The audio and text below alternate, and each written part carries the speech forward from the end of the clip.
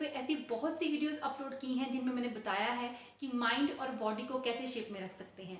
क्योंकि अगर माइंड और बॉडी फुल ऑफ एनर्जी है तो घर को ऑर्गेनाइज करना कोई मुश्किल काम नहीं। Trust me, it's very easy. लेकिन किचन हमारे घर का सबसे इंपॉर्टेंट एरिया है और कई बार इसे क्लीन करना किसी चैलेंज से कम नहीं होता, क्योंकि इसके लिए कांस्टेंट अटेंशन चाहिए। ये जितना इजी दिखता है उतना इजी होता नहीं, लेकिन इम्पॉसिबल भी नहीं। इतने सालों में जो मैंने एक्सपीरियंस किया है वो ये है कि अगर 30 to 40 डेज तक हम किसी एक चीज़ को फॉलो करते हैं तो वो हमारी हैबिट में शामिल हो जाती है। और किचन को क्लीन करने के लिए कुछ अच्छी हैबिट्स का होना बहुत ज़रूरी है, क्योंकि आपका किचन जितना क्लीन रहेगा उतना ही आपका एटीट्यूड भी पॉजिटिव रहेगा and you will feel really good. So अपनी किचन को कैसे क्लीन एंड ऑर्गेनाइज रखना है ये हमसे बेटर कोई नहीं जानता। So let's start.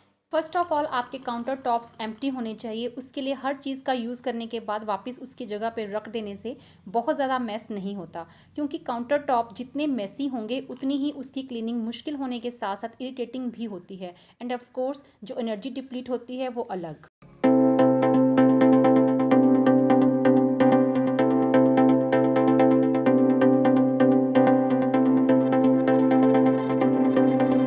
आप ही यूज़ नहीं करते हैं, इसलिए बच्चों को भी रिमाइंड करवाते रहें कि उनको हर चीज़ उसकी सही जगह पर ही रखनी है।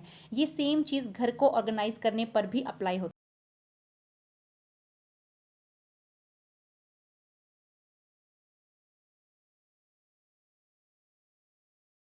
एंड एम्प्टी लगे उसके लिए ड्राई हो चुकी डिशेस को साथ साथ उनकी जगह पे लगाते जाएं। पहले लॉट की सेटिंग के बाद ही मैं डिशेस का दूसरा लॉट क्लीन करती हूँ, क्योंकि जिस जगह पे डिशेस वॉश करके रखी जाती हैं उसको भी बीच बीच में क्लीन एंड ड्राई होना चाहिए।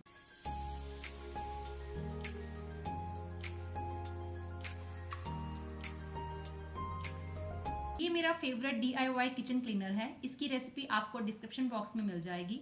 कहते हैं कि विनेगर का यूज़ ग्रेनाइट पे नहीं करना चाहिए, इसलिए अपने काउंटर टॉप के किसी एक कॉर्नर पे पहले इसे टेस्ट कर लें। मैं लास्ट 2 ईयर्स से इसे यूज़ कर रही हूँ, क्योंकि सर्च करने से मुझे पता चला कि in comparison to marble granite कोई भी लिक्विड को जल्दी ऑब्जॉर्ब नहीं करता है। इसलिए मैं इसे लगाते ही वाइप कर देती हूँ और इसके रिजल्ट अमेजिंग होते हैं। हर बार काउंटर को क्लीन करने के लिए मैं इसी का इस्तेमाल करती हूँ और इसी वजह से मेरा किचन काउंटर हमेशा शाइन करता है।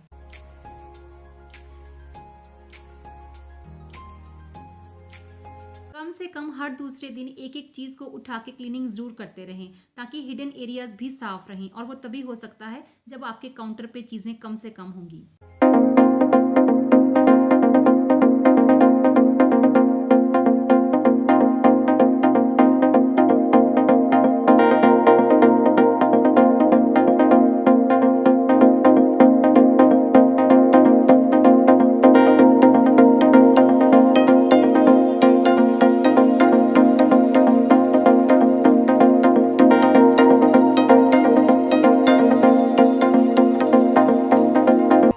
मेरी तरह आपका गैस स्टोव किचन काउंटर में फिक्स नहीं है तो एवरीडे इसे उठा के एक वाइप ज़रूर दें, नहीं तो इस पे गिरने वाली फूड आइटम्स वहाँ स्टक हो जाती हैं और क्लीनिंग मुश्किल हो जाती है।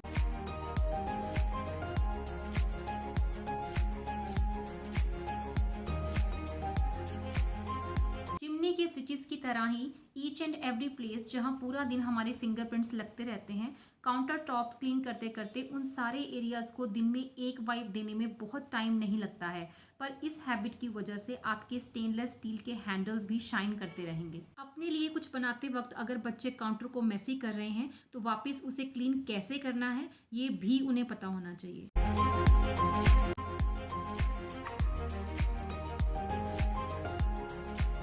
ग्लास या मिरर को क्लीन करने के लिए 1 part white vinegar and 1 part water को किसी स्प्रे बोतल में फिल करके उसे यूज कर सकते हैं।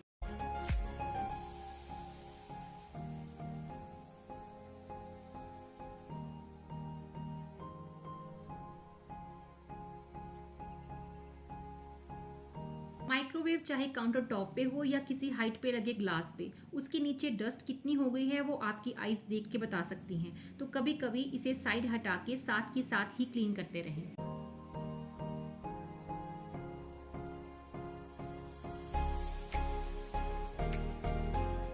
किचन का सिंक एक ऐसा एरिया है जिसे पूरा दिन सबसे ज़्यादा टॉर्चर किया जाता है, सो रोज़ रात को एक बार मैं इसे डीप क्लीन कर देती हूँ। क्लीनर और डिश वॉश सोप को यूज़ करने के अलावा अगर सिंपली बेकिंग सोडा स्प्रे करके 10 मिनट छोड़ दिया जाए तो उससे भी सिंक शाइन करता रहता है। सिंक ट्रैप्स को भी कभी कभी क्लीन करते रहना चाहिए। उसके लिए विनेगर, डिश सोप और हॉट वाटर में डिप करके रात भर रख दें। सुबह एक ब्रश की हेल्प से इजीली क्लीन कर सकते हैं।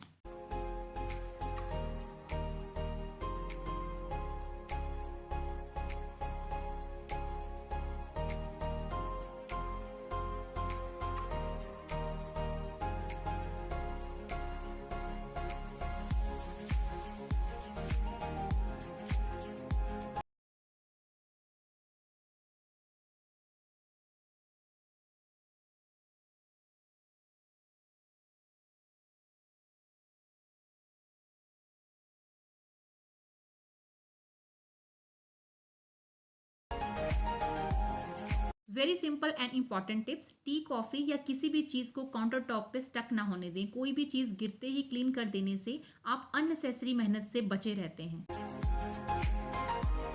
चपातीस बनाने से पहले न्यूज़पेपर बिछा लेने से फ्लोर काउंटर पे कम से कम गिरता है एंड या you can save your time of extra cleaning. Same as कुछ भी पील करते हुए पील्स काउंटर पे ना फेंकें।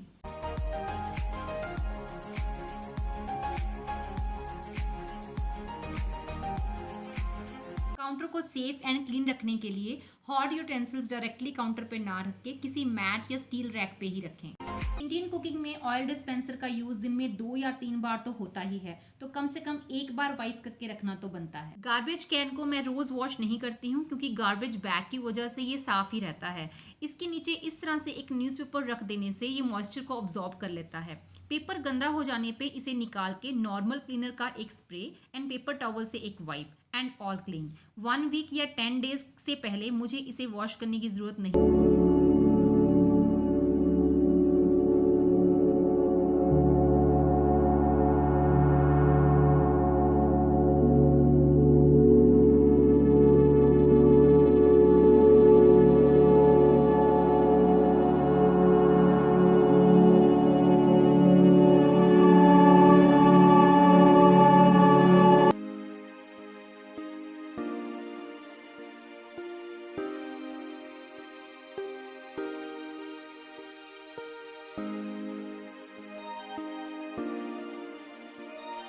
रेफ्रिजरेटर की रेगुलर क्लीनिंग की हैबिट इसे हमेशा क्लीन ही रखती है। सामान उठा के मैट चेंज करने में कितना टाइम लगता है। अगर एक्स्ट्रा मैट नहीं भी हैं तो भी इसी मैट को क्लीनर का एक spray and wipe, it takes just 2 minutes.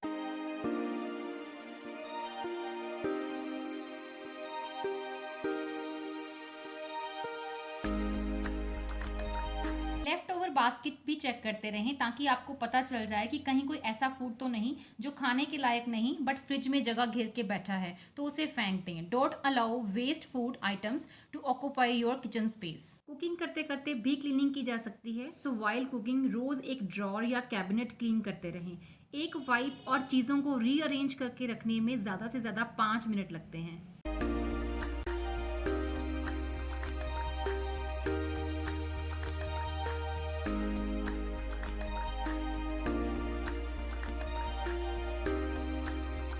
Daily नहीं तो वीकली किचन का कोई भी एक एरिया क्लीन किया जा सकता है और ये सारे काम कुकिंग करते वक्त ही हो जाते हैं। कुकिंग करने में ज़्यादा टाइम नहीं लगता है अगर किचन में काम करते हुए फ़ोन की नोटिफिकेशंस बंद कर दी जाएं, क्योंकि हम अपना मैक्सिमम टाइम फ़ोन पे ही वेस्ट करते हैं। तो ये थे कुछ टिप्स जो मैं अपनी किचन को हर वक्त क्लीन रखने के लिए फॉलो करती हूँ। अगर आपके लिए ये हेल्पफुल हों तो please click on like button and don't forget to subscribe along with bell button. See you in the next video. Till then bye, take care and stay healthy.